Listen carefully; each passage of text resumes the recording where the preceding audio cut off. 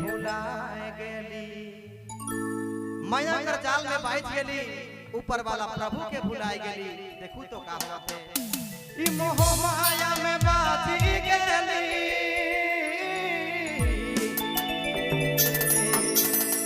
मोह माया में बैठ गेली प्रभु के भुलाए गेली।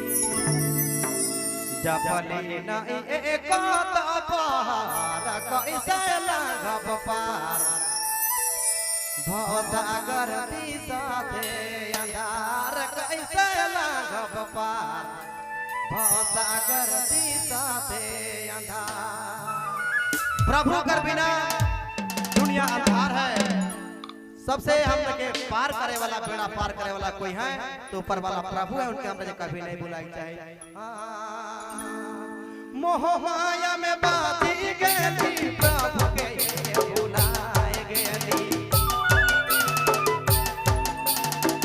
मोह माया में बाजी गेली प्रभु के